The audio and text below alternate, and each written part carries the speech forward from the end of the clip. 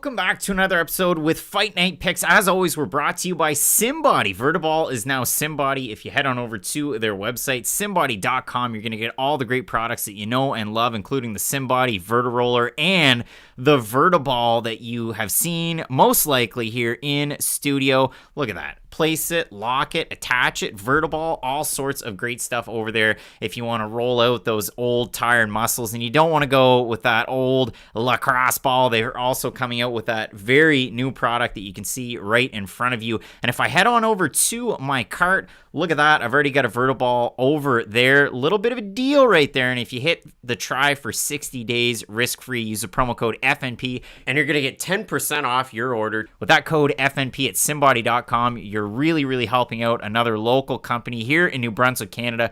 Can't wait for it. The new name, SimBody at simbody.com. And as we always say, let's get into it. A last look at the big card. Be sure to head into the chat and have your say. Let's get into it and join in Fight Night Picks Kicks. Ooh, and just like that, we're back and we're set for UFC Orlando. Stephen Wonderboy Thompson taking on Kevin Holland. I think the worst news of the week, Jack Black's not going to walk out with Stephen he isn't? I didn't know that. That's upsetting. Yeah, why not? He's on tour. So Jack Black's on tour and he can't make it, but he's going to be watching the fight. You bringing that up though, it kind of like just hit me today that this isn't at the Apex. We are getting this fight night in front of a crowd, and I got to be honest, I love it way more when these are in front of a crowd. Like I really feel like that first event in London when they first went over there, that was kind of a star-making event for not only Tom Aspinall but Paddy Pimblett and Molly McCann as well. That really opened everybody's eyes to how much better these are watching, even just with a live crowd. So I'm really excited for us to get that kind of an atmosphere. Yeah, and it kind of sucks because next weekend you have UFC 282 from T-Mobile Arena. The first fight on the prelims, Cameron Simon taking on Steven Kozlow. It sucks for Kozlow because he's an Elevate MMA guy. He's out of Duval. Like, he's a Florida guy, so it would have been great if he could have got on this card. But regardless, we have a stacked lineup. Of course, you lost T-Boss versus Cortez. Cortez out of the fight. And, I'm really looking forward to this one. And the thing that really sucks is this is the first time that you're tuning in with Fight Night Picks Kicks. Toss us a like, but we always throw out a fight of the night. And we did the card originally. We previewed it on Thursday night. A, I read comments. And B, man, a lot of them were negative. They hated the show. They hated the picks. They hated the way that we did it. But hey, it was live and we got a show out of it. So hopefully you enjoyed it nonetheless. But the thing that really sucks though, Matt, is that regardless of when we make the show, it's all contingent upon the weigh-ins on Friday. And then we do kicks on Saturday. And the worst part is, if we look at the fight of the night screen, Mateus Nicolau, Matt Schnell. Matt Schnell to shave his head to make the weight. And our second pick for fight of the night, well, Phil Rowe's taking on Niko Price, and that graphics before the weigh-ins. Phil Rowe weighing in at 173.5. You care to say anything about our fight of the nights?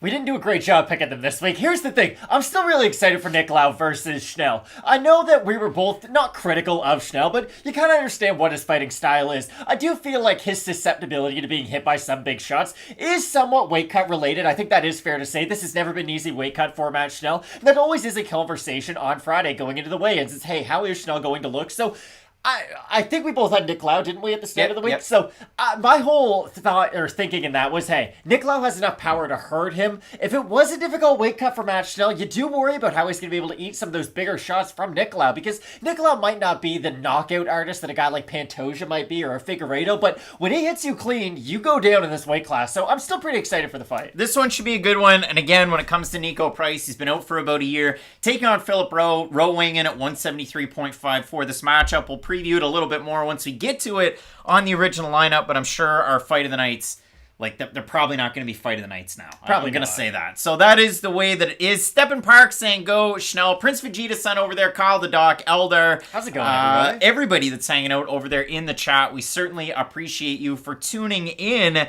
And I think it's going to be a really fun one. So obviously we went from 15 fights. Like I said, Cortez Hebos is off the card. That was announced last night. So ultimately you end up with 14. It's going to be a furious pace. And it all starts off in the women's strawweight division. We have Yazmin Jauregui taking on Istela Nunes. And I'm going to break the fourth wall. When we were doing the videos, we were going at such a frantic pace to get through 15 fights on Thursday night. Halfway through, I went, I completely forgot to say something for a fight, and I couldn't remember which fight it was, and then I just kept racking my brain. I went back through my notes today, and lo and behold, it was this fight. I was talking about Istela Nunes, and she will switch her stances. She'll work from orthodox. She'll throw her boxing. She'll throw some leg kicks. She goes to southpaw. It's a left high kick. What was the one thing that I forgot to say that's a big part of her game that could stifle Yazmin Jauregui? It's the fact that Nunes will throw T kicks from either stance, and it really does throw off her opponents in the first round and the second round. Not so much in the third round. She stops using them. But for Nunes, when you're taking on somebody that's a primary boxer in Yazmin Jauregui and you throw a lot of T kicks, you keep them at range, that ultimately opens up Istela Nunes' game. You keep them at range if they stay there. Also, the technique is unthrowable if they get in close to you, though, and that is the other side to it. You are right, it might help her with some of those prodding attacks. We always mention Tony Ferguson, because when Tony Ferguson was in his prime, I argue that was his best strike. Yes, the elbows were important, he had good jiu-jitsu, but the fact that he had that really long prodding front kick, that was a damaging shot, too. It wasn't just a push kick that kept his opponent at bay. You could tell that after 5, 6, 7 of those, his opponents would drop their hands a little bit, and then that would help open up his boxing. I agree with you that Nunes could use that front kick, but I still see Jauregui getting on the inside and just being able to implement her boxing. I think that one area of her game, attached with her volume, is going to be overwhelming enough to win this on a judge's decision, because I don't think either one of these ladies have enough power to go out there and really get that one-hitter-quitter knockout. Maybe for Yazmin, the volume is overwhelming enough to, it's one of those TKOs up against the cage, the ref kind of jumps in because someone's covering up, but I think this will be an entertaining fight. I was really impressed by what we saw with Yazmin her first time around. That was just a great fight between two fighters making their UFC debuts. The battle of the Yazmins, I believe. So I think she does have a fairly high ceiling in the UFC, and Nunes up until this point has shown small flashes of promise in some fights, but never an overall package that has really had me sold. I mean, this is one where I have a hard time with it, so we'll have a look at best fight odds, see where they're at right now on the day of the fight. Nunes open plus 205, plus 268. We have a look at Yazmin Jauregui, open minus 240, minus 340. I mean, for unranked women's strawweights, it seems just a little silly to me, but we have a look at the votes. At Fight Night Picks, it's in our Instagram story, and lo and behold, 83% going with Jauregui to get the win, 17% with Istela Nunes.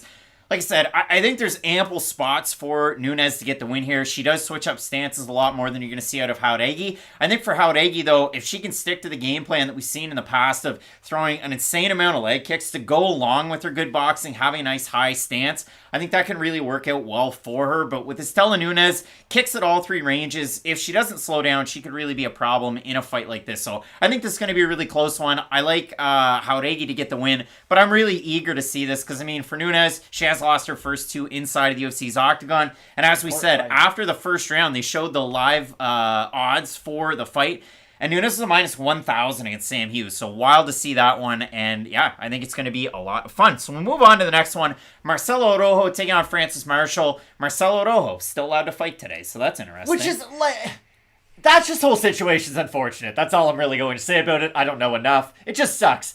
It's too bad for Marcelo Rojo, because that's all he's being asked about all week long. He just wants to focus on this fight. Like, this is a really important fight for Rojo. We all realize how exciting he is when he is fighting at his full potential. It's just, is the fighter that he is at his full potential a good enough fighter to get consistent wins in the UFC? Or is he kind of stuck in that just sort of entertaining kind of mold? And the thing that sucks for him, like, he's been matched up. His first original UFC booking was to take on Raoni Barcelos, and the fight fell out, and then he ends up with Charles Jourdain, and then he fights Kyler Phillips. These are guys that are in and around the rankings. Yeah. Now you're taking on Francis Marshall that has 6 pro fights. So it's an interesting switch right there. Kieran is saying Marshall with the win. VT saying Francis Marshall. For me, Marshall, if he wrestles, if he gets the back, if he utilizes jiu-jitsu, that Kurt Pellegrino MMA lineage that he has, he can get a win against a lot of guys in this type of tier. And I'm saying when you're looking at the featherweight division, we're talking like 50 to 75. Like, it is a lot lower on the scale. And featherweight's a division where, like, you gotta win 5, 6, 7 fights to get into the top 15. And if you even want to try to co-main event or main event a fight night, like, you better become the 5th or 6th ranked fighter. Like, featherweight is a very competitive division, and that's why it's so difficult to finally break through. And it really is. And for Marshall, I mean, he had beaten a lesser level of competition coming into the UFC. He's undefeated amateur and pro. His fights are usually over very quickly. And his last time out, he took on Matthews, who was a first-round hitter-quitter, and they went at it in the first round. He started to implement his takedowns. In the second round, he implemented his takedowns. In the third round, Matthews had nothing left, and Marshall walked him down. The reason why I took Rojo in the matchup on Thursday night was because Rojo's a much better striker. Oh, without a now, doubt. he's one of those kill or be killed like Nikita Krylov jiu-jitsu players, but he's not to the level of Krylov. And if you look at it for Rojo and you look at the amount of submission wins and losses that he has on his record, the wins he was getting, like, he hasn't had a win by submission since 2017, and he's been susceptible to losing by submission. So it does scare me a little bit that way, but I'm just a little down on Francis Marshall striking. He's only 23. He's only going to get better. He started training MMA 10 years ago. We were split on this one, weren't we? Which is kind of wild. Yeah, you had Marshall and I had Rojo. And if we look at the odds here, Marshall is the favorite making his UFC debut. Open at par, minus 166. Rojo, open at par, plus 138. We have a look at the votes at Fight Night Picks. Eldar is saying Marshall by wrestling. 56% on Marshall, 44% have Rojo. So again, for me, I look at it for Marshall just like Eldar said, and I said it on Thursday night. If Marshall wins, it's going quick to the takedown. It's not fiddling around with the striking, because for Rojo, he throws a lot of leg kicks, just like you said about Jauregui. He has decent boxing, and he has unconventional strikes. Like, his strikes come from odd angles. So just like Yazmin and Jauregui, they both train out of Entram Gym.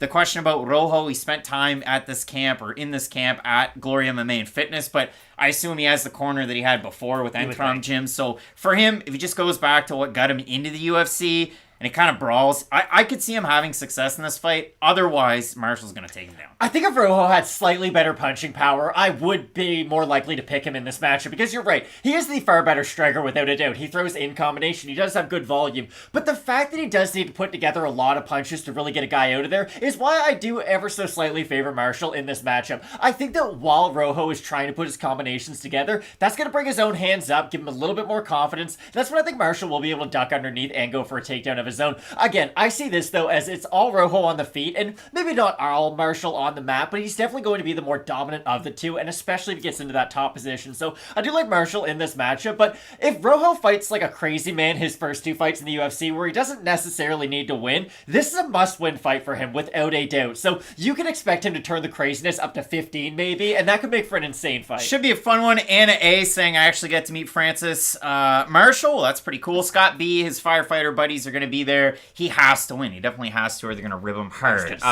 Natan Levy's taking on Genaro Valdez. Valdez, another fighter out of Mexico. So we have Jauregui out of Mexico, and you have Valdez out of Mexico. And for Valdez, he fought guys with Lux and other organizations and got a lot of knockout wins. And that really is his thing. And I know all of his wins are by finish, and he tends to be a brawler. Natan Levy is a kung fu black belt. He's a karate black belt. But both of these guys like to implement the wrestling and their submission ability. I'm eager to see what we get out of Levy, who's trained at Syndicate MMA and Extreme Couture for this one, against Genaro Valdez. But for me, the thing that weirds me out, I saw a lot of people in the comments going with Genaro Valdez. I gotta be honest, like, watching Valdez fight and then watching him fight Matt Frivola, even going into the video, I thought, man, he is, and I say this and it's not gonna sound very polite, but he is one of the worst fighters in the UFC.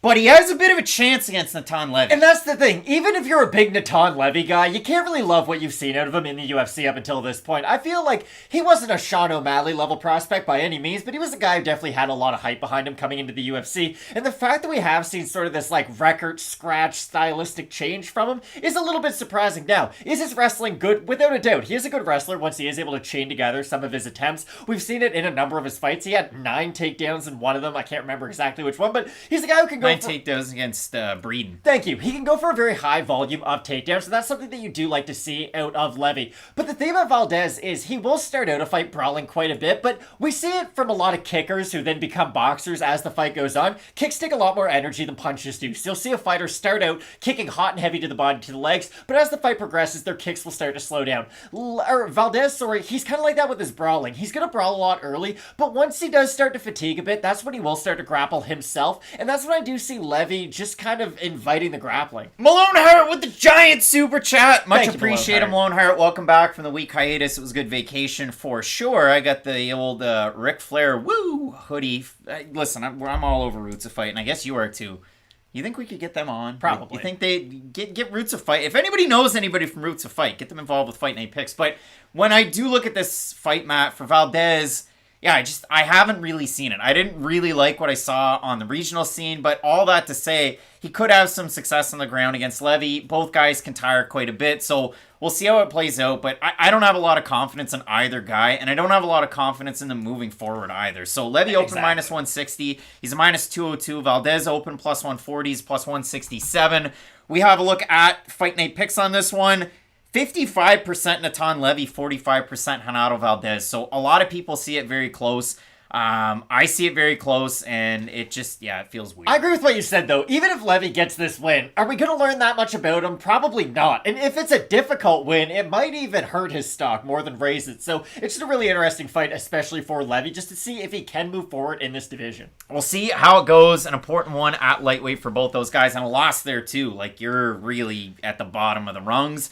We have a look at this fight, Matt. Darren Elkins taking on Jonathan Pearce, and today in the comments section, somebody claiming to be Darren Elkins' kid just threw their name out there and said he's going to win. I'm sorry. You know what he's going to do? He's going to go out there, he's going to push the pace on the fighter, and that's kind of what I had said Thursday night as well. Like, if Darren Elkins wins, look at what he did against Minner, look at what he was able to do against Tristan Connolly, just war of attrition, continuing with the takedowns, top pressure. Darren Elkins, it doesn't matter if he's 25 or 55. I bet he's going to have great cardio, and he wouldn't even have to ride a stationary bike or go out there and run a marathon. And something we didn't really mention all that much was that he does have a win over Michael Johnson. And he doesn't just have a win over Michael Johnson, he beat him in the exact way that you lay out. He grinded on him. He really made him feel his pressure. And I know we sometimes knock Darren Elkins for being a little bit more of a decision fighter than a finisher.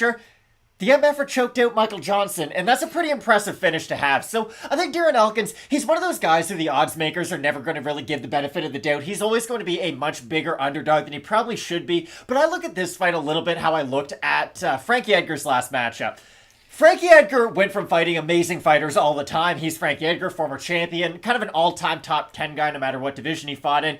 And then it came to a certain point where, okay, how much of the answer is still really left in there? For Darren Elkins, you kind of have to ask the exact same question. And although he's a guy who, you don't worry about his cardio like you had mentioned, even when he's 55 years old, we had this old guy who lived in the community we did. His name was Wayne, that's all I'll say. But he just ran until he was like 75 years old. This dude would just run all the time. Darren Elkins is going to be just like that. I just think this is a difficult matchup because for Elkins to get the fight to where he really excels, he's probably going to have to grapple at a certain point. And I do think Jonathan Pearce, not only with his own grappling background, with the size advantage he'll have in the matchup, is going to be difficult for Darren Elkins to really end up on top in some of these exchanges. The thing that scares me, and I see Aldar saying JSP will take him down over and over. The last person to get multiple takedowns, Minner got 2, and Elkins ended up finishing him. Before that, Ricardo Lamas took him down 3 times.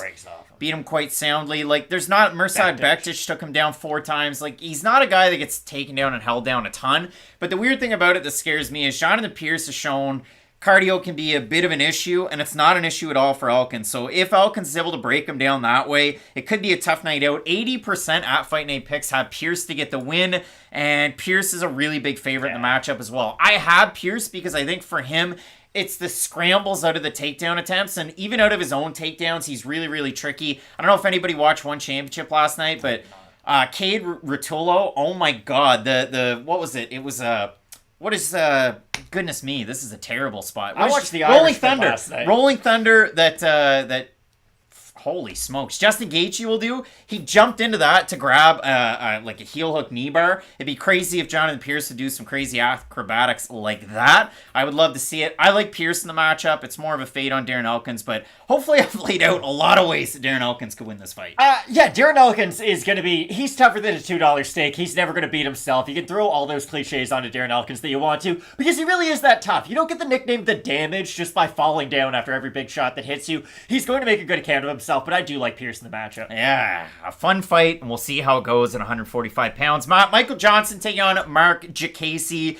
There were only a few fighters that had issues at weigh-ins. You had, who was it? Matt Schnell, who had to shave his head. You had Philip Rowe, who missed weight. You had Jack Hermanson, who nearly cried when they moved the ring away from him, taking on Roman Dolidze, so that definitely scares a person. He weighed in at 186, but no issues for this fight at 155. Diakiese is now a wrestler, which is weird, and Michael Johnson is still a striker who has a defensive wrestling pedigree. So, again, I talked about it on Thursday night. Diakiese, he's fought for 30 minutes in his last 2 fights. He's won 2 decisions. He's landed 1 strike per minute in those 30 minutes of fight time. So Been not efficient. a lot of strikes, a ton of control time, over 25, almost 26 minutes of control time for Diakiese's last 2 times out.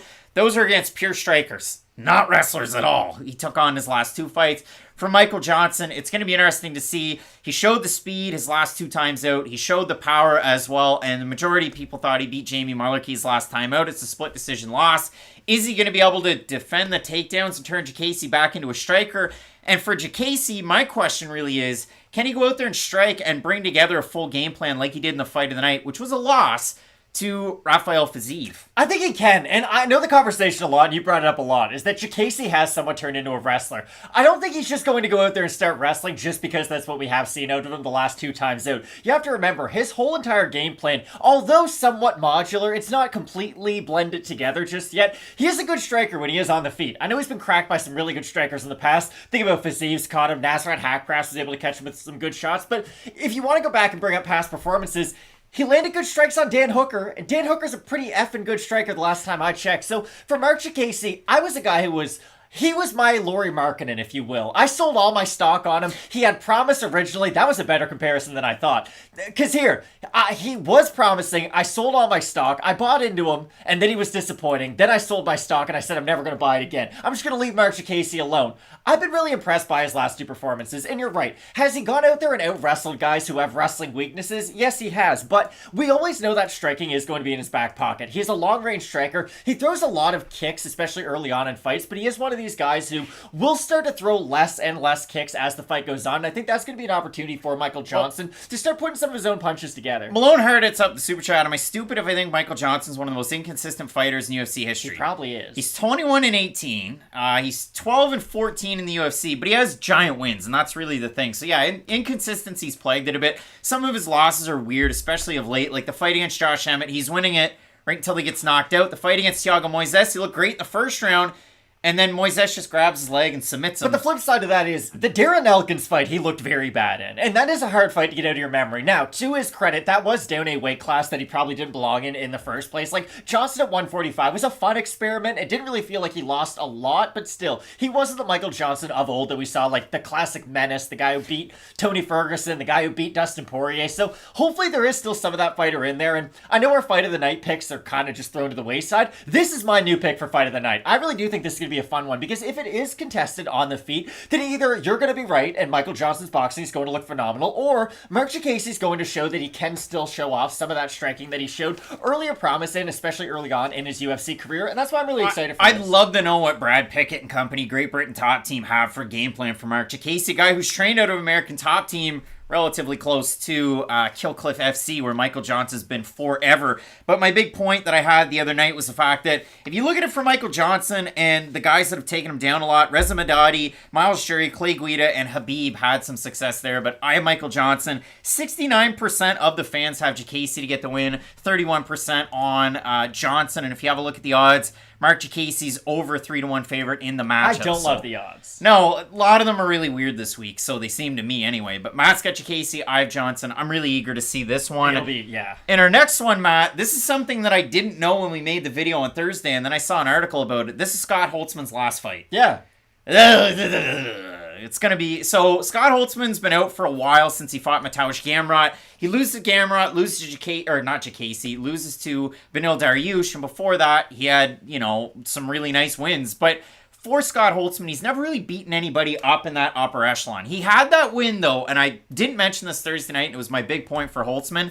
You were really down on Alain Patrick as a win for Michael Johnson, but when Scott Holtzman beat Alain Patrick, Patrick was 15-1. He was on better. a roll, and Scott Holtzman was a giant underdog. He was over a 3-1 underdog in that fight, and Holtzman looked amazing in that one. His elbows are great. His boxing has a lot of power behind it, but his grappling's where he struggles. And short hair Clay Guida, he wanted to wrestle with Claudio Poyes last time out. So that was a bad idea, though. Claudio Poyes is terrifying on the ground to me. Yeah, Not on the feet. Dan Hooker proved that. Yeah, and his butt scoop moves his last time out. Poyes lost so much. Here's the thing. This is why I like Scott Holtzman so much in this fight. And I know we are split on this, and normally I'm not that confident on a pick if we are split, but let me break it down.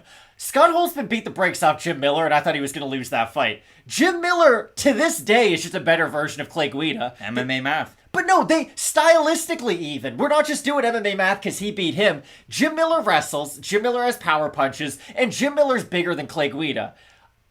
He struggled with his wrestling against a guy like Scott Holtzman, and you're right. Has Holtzman looked ordinary with his grappling defense? Definitely. But when he's getting out grappled, it's by some pretty good fighters in the UFC. And I will say this, I know we didn't talk about it a lot. It does suck that this is it for Scott Holtzman. This isn't a guy who's going to go down in the record books or anything. No one's going to talk to you about Scott Holtzman in 10 years, but like, has he ever been in a boring fight? No, like Scott Holtzman's always in great fights that you're going to want to watch, and that means something. Like, if someone can make you take 15 minutes or 20 minutes, however long their fight is, out of your Saturday night, which is pretty valuable to watch them fight, that means they were doing something right. So shout out to Scott Holtzman, and also let's give Clay Guida his flowers, one of the all-time great action fighters. I just think for Holtzman, he struggles with guys who are of the top tier with their wrestling, and I don't think Guida is that at this age. I think he's going to really use his pace to his benefit, but I think the pace is going to wear on Holtzman more than the pure wrestling, and that's why I think Holtzman's going to be able to damage him on the feet early. Yeah, Scott Holtzman retiring really makes it weird, because some guys have great retirement fights, and some guys it's just kind of blasé, and you can see that Holtzman was training a lot of his grappling, trains out of Gym O and an associated gym, but if you do look at it in this matchup, let's have a look and see where the odds are. Holtzman favorite, you have the underdog in Clay Guida, and if we have a look at the votes, Fight Night picks, really close. 51% Holtzman, nice. 49% Clay Guida. I have Scott Holtzman ever so slightly, but like Starsmith 77 Porter says, Clay Guida takes this. It is a tough one to try and make a pick on. I like Scott Holtzman. So you're switching? No, I'm going with Scott Holtzman. I don't like I thought you had Clay Guida. I had Scott Holtzman. Listen, people that watch the live show had no idea who picked anybody because they don't listen and they watch a lot of I just thought the I thought you floating had Clay graphics. Guida. That was my a lot of people upset about that. Matt, the next fight, Angela Hill taking on Emily Ducote, and for Emily, the more recent former Invictus strawweight champ, exactly. She wore her glasses on the scale and still weighed in successfully, so good for her. For Angela Hill, also successfully made weight, and this is going to be a big test for Ducote because if you beat Angela Hill, you're destined for somebody in the top 15. I don't like to see prospects fighting prospects. And Emily Ducote's not necessarily a prospect anymore, but if she fought Luana Pinheiro, I'd love to see that fight because it's a clash of styles, and that'd be a really fun one. But in this matchup right here, Ducote, as I kind of said about Yazmin Jauregui, it's a lot of boxing attacks. But the thing that I like at a Ducote that she does a little bit more than Jauregui is the fact that she'll go right down to the body, she'll rip in the left hook, and then she'll go back up to the head. She'll throw in some leg kicks, she'll clinch to figure out if she's going to grapple or strike again. For Angela Hill, that's where she can capitalize in this fight because for Hill, her clinch strikes are great. She doesn't just clinch to clinch. So I think this is going to be a lot of fun. I think this is a very interesting fight. And for Angela Hill, she gets the chance to turn back another, again, don't want to say Ducote's a prospect, but another type of prospect because she looked really good against Lupe Godinez as that fight went on her last time. She definitely did. That's the thing about Angela Hill. If you beat her, you're basically just destined to fight ranked fighters for the rest of your career. But the weird thing is, normally with fighters like this, it's okay. If you beat them, you're going to fight ranked fighters, and if you lose to them, you can kind of rebuild. It is weird, because when fighters lose to Angela Hill, it tends to take them a long time to really rebuild and work their way back up to the rankings, so this is a much more important fight than you probably assumed going into it. For Ducote, the reason I do like her in this matchup is kind of for the reason you said. She is a prospect, if you want to call her that, but a well-seasoned one at that. She has fought a very high level of competition throughout her whole entire career, and the thing is, she's used to fighting fighters who are bigger than her, and I think that's going to be important in this matchup against someone like Angela Hill. Now, yes, some of the bigger fighters that Emily has fought in the past might be primary grapplers, but still, that's going to help you just get used to that physicality and that body style, and I think that that's a good precursor for going into this fight against Angela Hill. But the thing is, even if you beat Angela Hill, it's going to look ugly. It's going to be a split decision either way or a close, controversial, unanimous decision, and that's why this is a difficult fight to predict, because Angela Hill throws a crazy amount of volume. You know she's game from the first minute to the 15 minute, and she's difficult to finish too, so you don't really expect this fight to end, especially not early. It really is a tricky fight, and if you have a look at the odds here, and you look at some of the fighters that Angela's beaten recently, the only one that's really broken through is Ariane Carnelosi. I mean, other than that, you got like Ashley Yoder that she's been able to beat. You got a couple, Loma Lookboonmee, but she hasn't really been fighting the same level of competition since then. Ducote, slight favorite, minus 135. Angela Hill, plus 112. We have a look at Fight Night picks for the total votes on this one. And drumroll, please. 54% Angela Hill, 46% with Emily Ducote. So both of us with Emily Ducote in this matchup. I think it's going to be a lot of fun. Noxley saying, been subbed for years. Love the content, boys. 447. That's much appreciated. Yeah, over 440 tuning in on a Saturday evening. You toss a like. We would certainly appreciate it. I hope you guys are excited for this card as I am. Like, I'm genuinely fired up for this fight night card. I'm going to, again, break the fourth wall because there's this many people tuning in right now. But we're getting ready for UFC 282. The graphics are done. The research is into it. And if you go to Fight Matrix and you look at the pay-per-view card coming up next weekend, they have it as a 3.5 star. They have this card as a 3 star. And this card has as many ranked fighters as there are on next week's pay-per-view card. This is a big fight night card. It is a good fight night card. Again, we normally talk on these fight night cards. There's maybe 4 ranked fighters. There's sometimes only 3. There was 11, now 9. Yep. So I still think this is a pretty good card from top to bottom. And we've been pretty excited for most of the fights on this card. Normally, I'll be honest, you gotta fake the enthusiasm a bit. There's gonna be a burner or 2. But I'm really excited for the majority of these fights, especially towards the top of the main card. RDA isn't even the main event of a fight night. I don't know what to think of this. Austin, Gary, everybody over there in the comments section, you guys really making this a great show. Just my 2 cents hanging out as well. When you look at this one, Matt, Niko Price taking on Phil Rowe, it's time for it. I saved this one. I don't get to use it very often, but it's the season. Detective Crashmore, unprofessional. Philip Rowe looks so skinny at 173.5, and then he half brought his hands up, and they said, no, you can't. And then he brought them back up again. I didn't like the way he looked on the scale at all, and Niko Price looked great on the scale, and he was really feeling it. So Price coming off the win over Alex Oliveira. Phil Rowe with the biggest fight of his UFC career taking on a guy like Niko Price, because usually only good things happen if you beat Niko Price. And for Price lately, Alex Oliveira, he had that majority draw fight against Cowboy Cerrone where he should have won it and he didn't, and then he tested positive for cannabis after, and it's a no contest on his record. But when I look at this fight, Matt, Phil Rowe he's in that Gilbert Burns category from 5 years ago.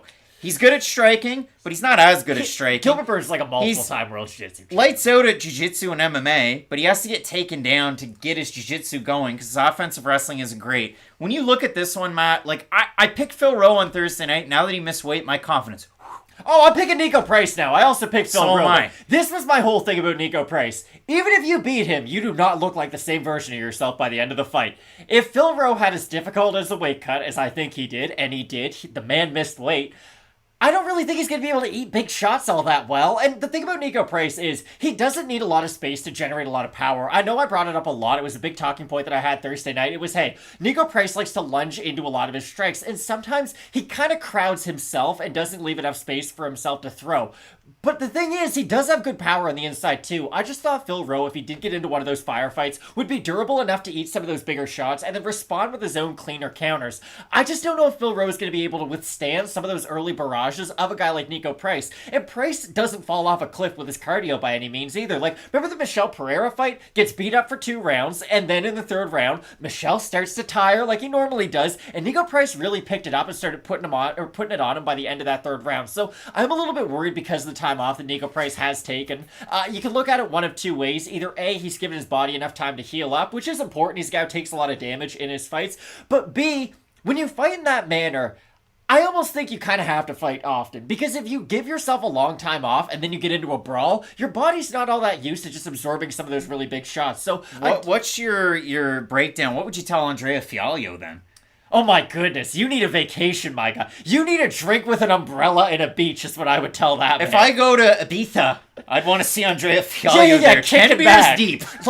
Don't think about fighting anymore, my guy. At least not for the time being. But for Price, I do think the time off is going to help his chin. I think he always gets into brawls, which is always going to make him sort of that 50-50 fighter. But I think in this case, it's going to be to his benefit. So, although I did have Phil Rowe at the start of the week, I do not like the weight cut whatsoever, and that's why I have Niko Price. Yeah, I have Niko Price as well for that reason. I didn't like what I saw out of Phil Rowe on the scale, and him missing weight really does scare me, especially in a fight where Phil Rowe has such an advantage in his reach in a lot of his fights. He has a slight advantage in this matchup, but he doesn't really use it to his benefit until the tide starts to turn, and then he's able to take over. So if Niko Price treats the mat as lava, and if he's able to go out there and strike, I think Price has a pretty decent shot in this fight now, having had Friday to think about it. 52% of the fans have Price, 48 48% at price, 52% have Rowe. So a lot of these fights have been really close, and they've been really hard for us to try and break down. But both of us actually switching the pick going to Niko Price, which hasn't worked very well this year. No, it doesn't. Eric Anders taking on Kyle Daukaus. Eric Anders, one of the biggest guys in this weight class. Kyle fights this weekend. Why couldn't they put them both on the same card? Chris fights next weekend against Jairzinho Rozenstruik.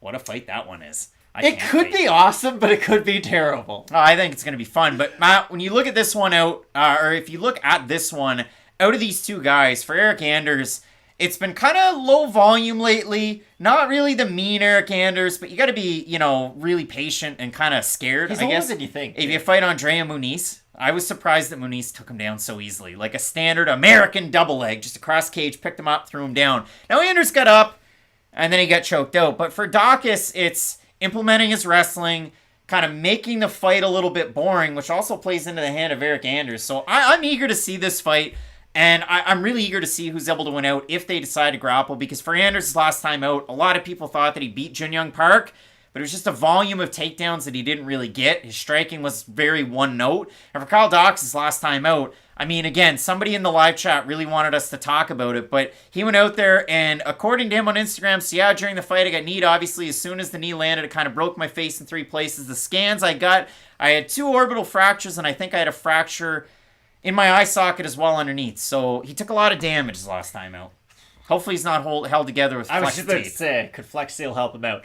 This is an interesting fight because Kyle Daukaus was a hyped up prospect. Now, whether or not that was due to the fact that he was Chris's brother, because Chris at one point, I know it's easy to kind of scoff at him as a legit contender right now, but at one point he was thought of as like in that Tom Aspinall category of these two guys are both rising up the ranks, they're getting rid of a lot of the old guard and replacing them with a lot of these newer heavyweights. And for Kyle, we haven't really seen him develop at the fullest of his potentials. I love the offensive grappling that he has been able to demonstrate on some occasions, but the problem is, you worry about him when he's on the feet. He is somewhat of a stiff striker, and not that Eric Anders is a guy who's going to overwhelm you with volume. He hits hard, but he's not a one-hitter-quitter guy with his knockout power by any means. But you do worry about Kyle Daukaus and just eating some of those big shots in the feet from Anders. The nice thing that I like out of Eric Anders is when he hurts guys, he has the wherewithal to not back off. He goes in, he swarms in, and sometimes it's to his detriment, but usually it's to his betterment, because if you look at it for Anders, he's credible enough with his takedowns and with his grappling that he can threaten all over once he gets you hurt on the feet, like that Darren Stewart fight, or both the Darren Stewart fights. But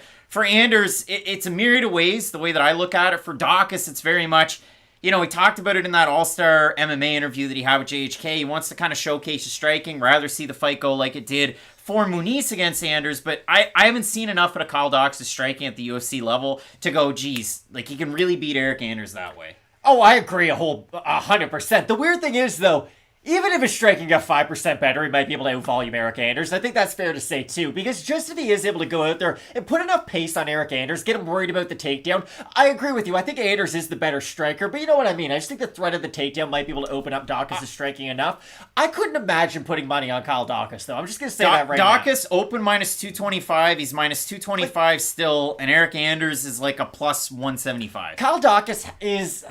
He's like a machete. He's not a Swiss Army knife. He has that one area that he does excel in, and he has to get the fight down to the mat for him to really be able to use that. And Eric Anders isn't going to offer up the greatest level of takedown defense or grappling defense, so if Daukaus is able to get the fight to where his strengths are, I do expect him to have a lot of success. The problem is, I think he's going to have to extend a lot of energy to actually get the fight there. I like Kyle Daukaus in this matchup because I agree with you. Is it going to be a boring fight? Probably. But I think Kyle Daukaus is going to be boring in the more dominant positions, and I think that's probably going to win him the fight. So I have Anders, you have Daukaus. For some reason, the poll won't load up on Instagram, but if we have a look at 3,514 Topology votes, 81% Daukaus, 41% by decision, 48% by submission. I find that a little weird, but yeah, it should be a fun fight. Both of us split on this one. Matt, Jack Hermanson was originally supposed to take on Derek Brunson in this fight. Jack Hermanson almost didn't make weight.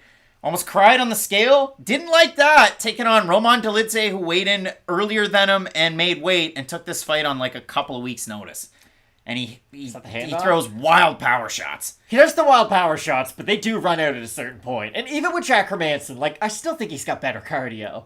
He could have, like, crawled to the scale, and I would still prefer his cardio. Because the thing about Hermanson is, his striking is wonky.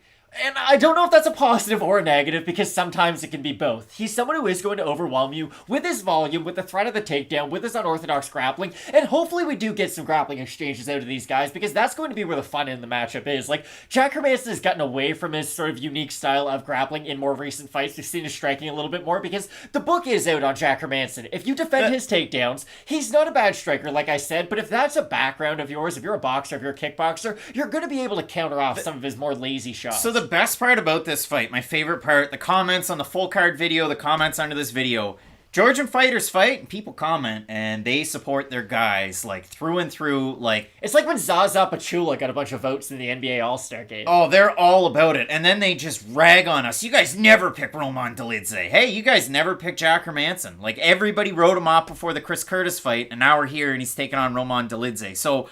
I look at this fight as I'm a little concerned that Hermanson, almost didn't make weight. Roman Dolidze making weight, taking this fight on short notice is great because he's a former light heavyweight. He wants to bounce around between divisions, and I saw it on Twitter yesterday, the highlight shared where he's knocking out Pasternak with a spinning back fist over at WWFC. He was amazing over there.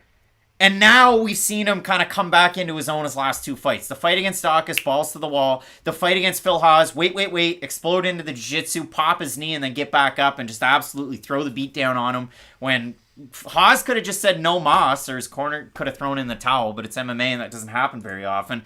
The odds in the fight, Hermanson is the favorite. Open minus 150, minus 196. Dolidze open plus 130, plus 161. And I mistakenly put the wrong name on this one, but 54% going with Hermanson, 46% on Dolidze. So it's very close that way. Out of the comment section, let's see. Georges don't F around. Who else? This goes the distance. I don't think it goes the distance. It could. And does. Prince Vegeta's son, it's a former welterweight fighting a former 205 who's a monster. So I'm assuming that Prince Vegeta's son's going with Dolidze. Matt, you have Hermanson in this one. I have Hermanson, but it's a really close fight. It is a close fight, but this is a really important fight because if Hermanson loses this, it's done for him fighting guys in the top 15 and being relevant in the division. But if Roman is able to get the win, this is a big step up in competition. And again, Hermanson is one of these guys where if you beat him, it certainly doesn't get easier after that point. You're going to be fighting the likes of Derek Brunson, maybe a Jared Cannonier next. Like, there's a lot of relevant names in this middleweight division. I know it's not the deepest of divisions, but still, there's still some quality fighters at 185 pounds. So if Dolidze is able to get the win, it would be monumental for his career, but I still like Hermanson. And I see him mentioned there, like, if Dolidze gets the win, he was unranked at the start of the week. He's taking on the number 8 guy in Jack Hermanson, and it was brought up, like, the fight that you have coming up next weekend, Darren Till, Diakiese Duplessis, one of those guys against Roman Dolidze. That'd be a fun fight. Our next one, Tai Tuivasa taking on Sergey Pavlovich. Tuivasa coming off that big main event in France, dropped Cyril Gane in the second round, got finished in the third round. It was an accumulation of body kicks. A lot of punches to the head, but crazy a lot of jabs. Cyril Gane had a lot of success there. Pavlovich doesn't do much of that. Like, Pavlovich throws a heavy left hand. He's got a great right uppercut, overhand, right hook. He throws it at those 3 different angles. And that's what I like out of Pavlovich in a fight like this. But everybody loves Tai Tuivasa. I mean, you have 2 Bam Bams on this card. You have this Bam Bam, and then you have Brian Barberena. Maybe they fight for the nickname. Tuivasa win that fight. But in this matchup, a couple of heavyweight bangers up near the top of the division. And a win in this matchup gets you one of those marquee names. So I think it's a great opportunity for either of these guys. I like Pavlovich in the fight, but if it goes on past the first round, Tai Tuivasa is a live guy in this fight. I have Sergey Pavlovich, but everything I'm about to say is going to make you think I would have Tai Tuivasa. Tai is really good at fighting guys bigger than him. Like, really good at it. Because he has kind of an X factor in the heavyweight division that you don't often think of, and you definitely don't think of it when you look at him. He's got fast feet. He can close the distance a lot faster than most other fighters in the division because on the outside, he has leg kicks, on the inside, he has boxing, and in the clinch, he has elbows. So he kind of has most of his ranges covered. Now, in that boxing range, I would say that's probably the weakest of those ranges for him. Not that he's a bad boxer, he just resorts to a lot of brawling when he is in that range. It's a lot less technical, and if a guy like Pavlovich can start hitting some of the counters on the inside, I think he could have a lot of success. So is that the actual MMA guru? He wants the hat off, Matt. You look too much like him, apparently. I'm sorry. We call them Tukes over here, pal. We call them Tukes. So that's an interesting one coming into the channel. Thank you. Appreciate the super chat with the Merry Christmas. Happy holidays to you as well. Wayne Kerr likes Tuivasa in the second round. Again, I can see Tai Tuivasa knocking out Sergey Pavlovich because when you just look at how he was able to knock down Cyril Gane, hit him with the foot speed, close the distance, blind him with the jab, hit him with the straight right. Cyril Gane is way better at distance management and moving his feet than Sergey Pavlovich ever will be in his life. So I do think this is a fight where Pavlovich is going to have to eat a big shot or two for him to get the win. Now, I agree with you. I think he is going to be able to get the win because I don't know how much punishment Tai Tuivasa is going to be able to withstand, especially after the last matchup we just saw him in. So I like Pavlovich, but I can see this being a heavyweight fight of the night, and I don't often say that. Like we talked about it with Tuivasa, again, he beat a guy in Augusto Sakai who frame-wise matches up with Pavlovich really well, and when Sakai was on his way up before the Overeem fight, it really was utilizing the distance, those long strikes. It doesn't hit as hard as Pavlovich, but a really, really fun fight nonetheless. I just like the punching power and the length and distance out of Pavlovich, like I did out of Sakai. I picked that one wrong.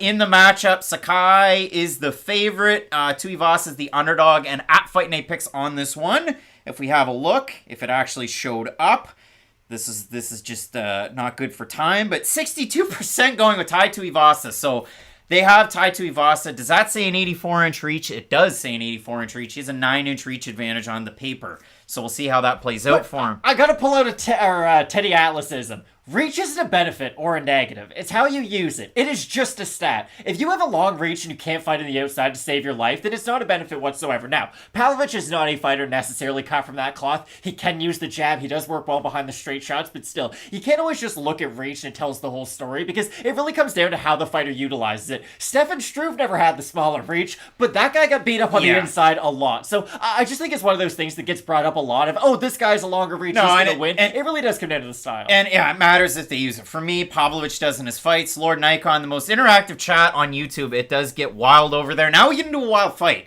Mateus Nicolau made weight. Matt Schnell didn't the first time, shaved his head, and then made weight and still looked gaunt. So for Matt Schnell, I don't think anybody thinks... Did you think he was going to look better after he shaved his head? I don't think his weigh-ins at flyweight ever go very well, but for him, he makes it. He has another tough fight. His last 2 fights were Fight of the Nights. One was a 1-round fight, one was a 2-round fight. Guys, that doesn't happen very often where you get the bonus for Fight of the Night under the 3 rounds. But Matt Schnell's been in some absolute barn burners. And to me, I think he gets caught against Nicolau. Schnell is a good striker. Schnell is good at jiu-jitsu. Schnell has good offensive wrestling. Schnell has defensive wrestling. But for Mateus Nicolau, I love the footwork, the stance switches that he employs. I like the volume. I like the leg kicks. And for me with Schnell, it's the extension that he gets out of his punches and the power at the end of them that win him some of these fights. And I think Nicolau is going to be able to win out of the Mateus Matt fight. I think Matt Schnell's a good enough striker to get himself caught, and we've seen that in the UFC. Look at the Pantoja fight. He hits Pantoja with one good punch, and then pulls the Greg Hardy Tai Tuivasa. Gets way too overconfident, rushes in, immediately gets hit by a counter and flatlined. That's the problem with Schnell. I do think he is a good striker, but his susceptibility to getting hit by power shots on the feet gets rid of a lot of those positives that we can talk about with his striking style. So I do think Schnell, if he is going to have success, is really going to have to take this to the mat, implement a lot of his wrestling, and not that Nicolau is bad on the ground by any means, but he can get held down with his jiu-jitsu sometime. He's not a guy who's going to immediately try to get back up to his feet, and since he is so long for the weight division, he is going to have a strength disadvantage to a lot of guys who are a little bit more compact, and that's the weird thing about Matt Schnell. Matt Schnell, to me, you hate to say this, but he reminds me a little bit physically of like a Ray Borg. I think at 125, he's a big guy. I don't know how much success he would have at 135, though, just because he wouldn't be a big guy in the weight division. I think he'd be a small guy at bantamweight, and I think this is something that he's going to have to figure out, because if Schnell keeps on having these close misses, even if you want to call them that, like, it is going to start to take away from his performance. I remember Shootout Rumble. Remember when they used to say when Rumble fought at 170, it was, hey, when he's in the gym, he's not practicing his skills, he's just getting rid of the weight, and he doesn't really have time to get better. And then when he found his proper weight class, he could improve his skills. I wonder if that is a case for a guy like Matt Schnell, because again, these weight cuts always seem to be an issue. The thing with Rumble, though, he kind of found it earlier on in his career, and he had those struggles, and then he went outside of the UFC and became what he was. But if you do look at it in this matchup, 69% of the fans at Fight Night Picks on Instagram going with Mateus Nicolau to get the win. So it is a really tricky one. He is the favorite in the matchup. I do like him in this one. And it is a big step up for Matt Schnell, going from like the Royval fight, which was competitive, and then he ends up losing it. The fight against Sumoderji And then you're back up and you're fighting Mateusz Nicolau. So I do like Nicolau. I think he's going to be a lot of fun. Keith Allen's looking for locks. We don't do locks here. We don't do those. The last lock that there was on this channel gets flatlined. was Marc Diakiese to beat Fiziev. Well, that's how long ago that we ever mentioned lock on this channel. So it does not happen. Bryan Barberena is taking on Dos Anjos. And in this matchup, Matt, again, a lot of people really angry with the live thing because I said at the end of the video, oh, it's a really close fight. Oh, it could go either way. Both guys have passed the victory. And then we go on to the next fight. We talk about the main event. And a bunch of people said, oh, Craig, you picked Bryan Barberena to win. I almost did. I picked Rafael Dos Anjos to win the fight. And I said it at the start and I said it near the end. But for me, I like Dos Anjos with the wrestling over Barberena. But Barberena's a big guy, and he can really put his strikes together. You've seen that in his last 3 fights. You've seen him beating these legends and having so much success. Malone Hart, do you find it weird that Ty was just the main event, now he's in the middle of the main card? It's funny you say that, Malone Hart. I thought he was the third fight down from the top. I completely forgot that Matt Schnell and Mateusz Nicolau was on this card as we were going up through it. So it is a little surprising, but that just speaks to how deep this whole entire Fight Night card is. Like, you're probably not going to put him ahead of RDA, a former champion and one of the all-time greats. Wonder Boy Kevin Holland's the main event. I just think this is one of the better Fight Night cards we've had in a long time. It is a really good card, and I don't find it that weird. Like, I'll ask you a question, Malone Hart, and please respond over there in the chat. Do you think it's weird that there's unranked lightweights in the co-main event of a pay-per-view card coming up next weekend? Because it's kind of weird. It's the level of, like, fame, though. That does matter. Paddy Pimblett's a big star they're trying to push. Yeah, it's really, really weird. Prince Vegeta's son, did you say that Brandon Royval is a step below Mateusz? No. I would love that fight to happen. He fought Royval, and he lost. Then he fought Sumudorji, and he won. Now he's fighting Nicolau. Like, it's a weird step all between all of those fights. But yeah, this is a fun fight, but again, for Barberena, again, it's just the thoughts of, I didn't even realize until recently retired Jason Witt.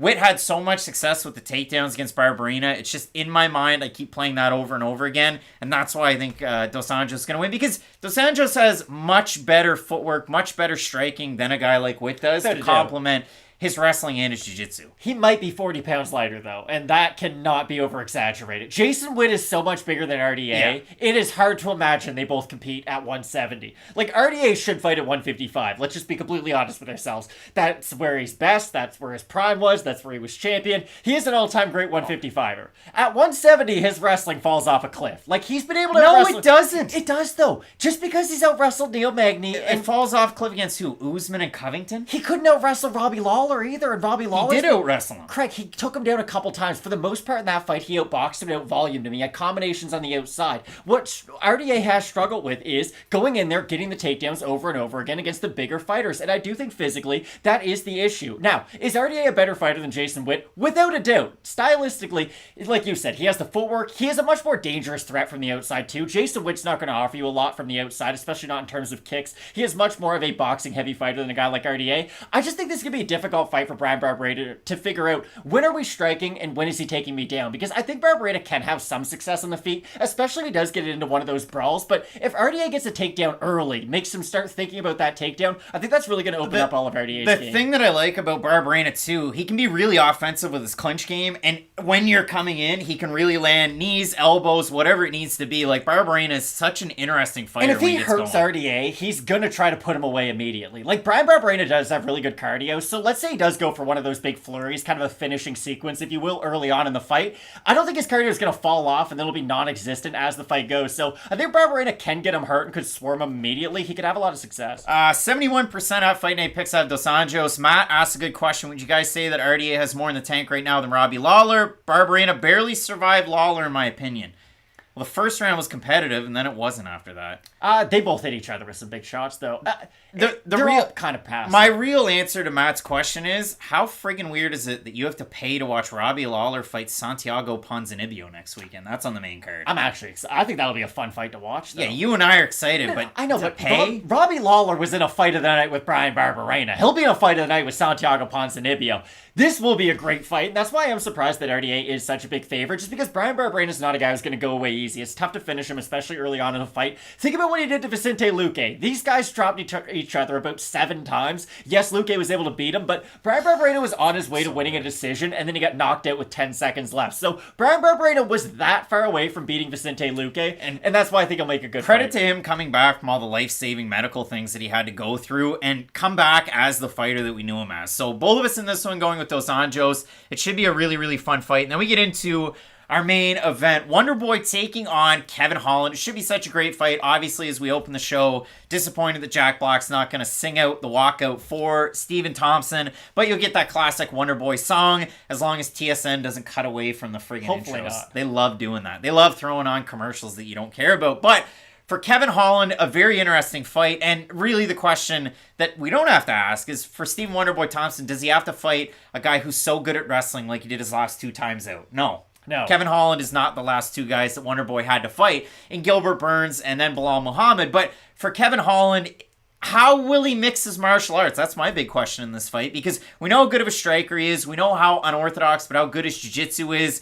And when he gets into tricky positions on the mat, it kind of sucks to see. Like the Brendan Allen fight, someone that I go back to. He's got him hurt, and then he ends up getting submitted. But in this fight, where can Thompson play on the outside from range? Which stance is he going to have success from? And how does he mix in his own striking? Because he's so much fun to watch when he does flow with the striking. And you go back to some of the, like, beating Patrick Cote, beating Rory McDonald, and then Jake Ellenberger with that crazy wheel kick. Yeah, his title shot. I mean, Wonderboy hasn't had the fights like that, but for Wonderboy, this is an interesting style check, especially in this division where he's ranked and Kevin Holland isn't, which might come as a surprise for It some is surprising, because you can't forget, before Kevin Holland came to the UFC, he got a knockout win over Jeff Neal. And I don't know if you guys know who Jeff Neal is, but, like, that guy's pretty good at 170. And I know Wonderboy was able to beat him, but still, Jeff Neal's a legit contender, and I think a win over him and a stoppage win at that means a lot, especially in this weight division. And I think Kevin Holland is going to be better at 170 than he was at 185. I've been saying this the whole time. I said this when he was up at 185, because everybody just rushed and said, oh, Kevin Holland can't wrestle. Kevin Holland can't wrestle. There was all those memes. He's got to go to either AKA or Dagestan to fix his wrestling.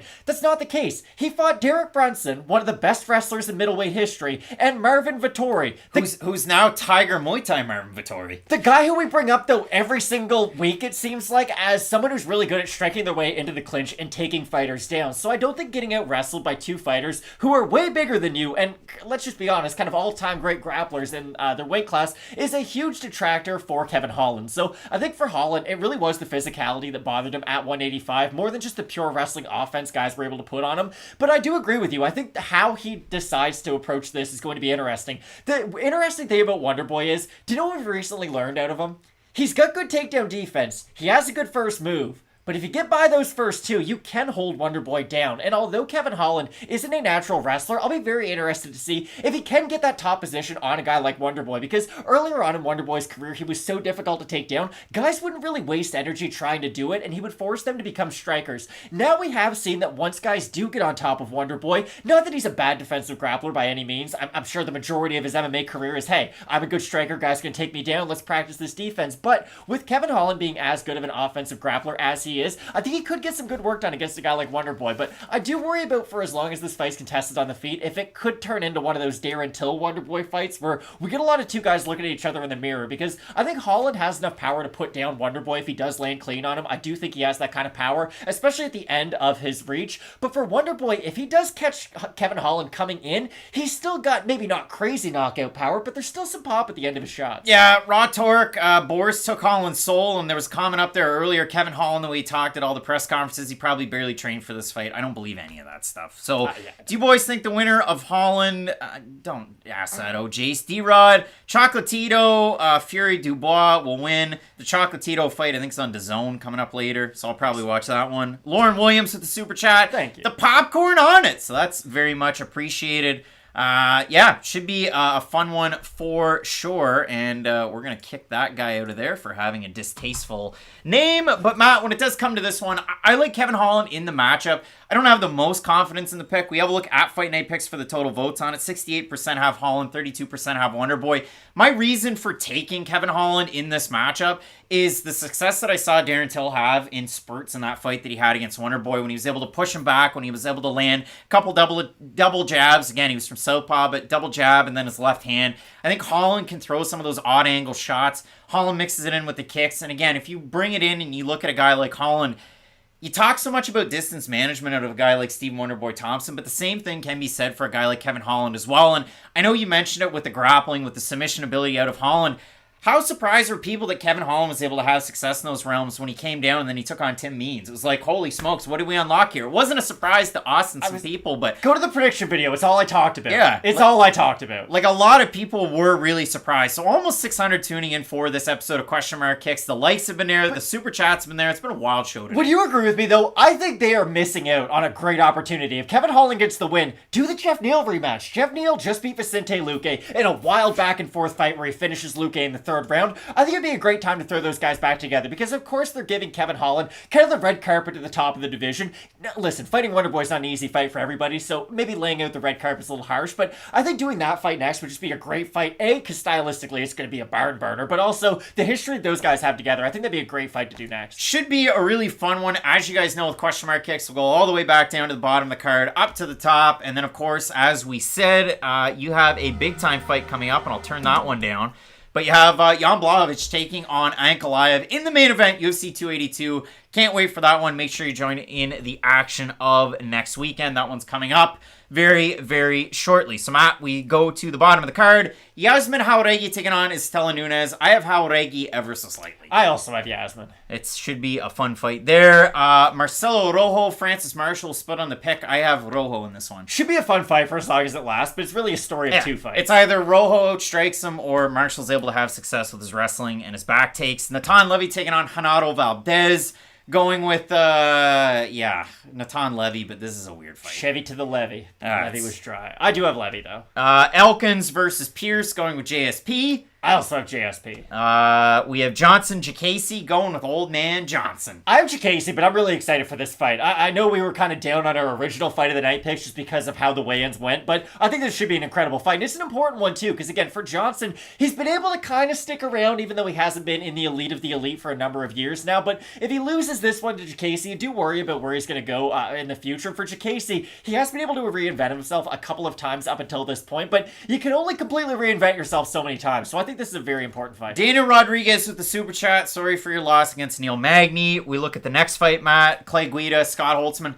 I have Scott Holtzman, but I don't like retirement fights. I like Holtzman in this matchup. I think Guida's going to struggle with the power punches. Hill versus Ducote. Both of us going with the more recent of the former Invicta Strawweight champs and Emily Ducote. Niko Price, Phil Rowe. We switched the pick. Never feel good about that, but I do have Niko Price now. Both of us going with Niko Price now. Wade's Venture hanging out over there in the chat. How's it going? Eric Anders taking on Kyle Dacus. Split on the pick. I'm going with Eric Anders. I like Kyle Dacus in this one. All right. The next one, we have Hermanson versus Dolidze. Hated the weight cut. Still going with Hermanson, but man, those commenters, they're going to be after us if Dolidze wins. These guys are definitely meeting in the middle. Roman Dolidze's looked really good against guys at the lower end of the division, if we're being honest. And for Hermanson, he has struggled as of late, but it's against some of the better fighters that we have in middleweight. So I think this is an important fight. Again, for Hermanson, you wonder about how many more opportunities he's going to get near sort of the top 15 and even just in and around the rankings. So I do have Hermanson, but again, this is as important of a fight. This is very similar to kind of Johnson versus Diakiese. Dolidze's getting a giant opportunity on short notice to fight a ranked fighter on a run.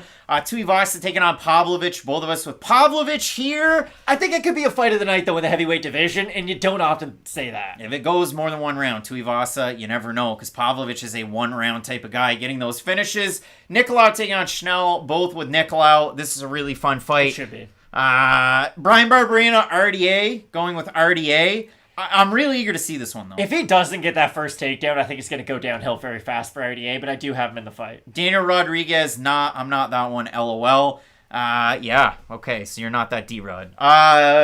Stephen Wonderboy Thompson taking on Kevin Holland. Going with Kevin Holland, but I'm really, really eager to see this fight, and they're going to be really late tonight.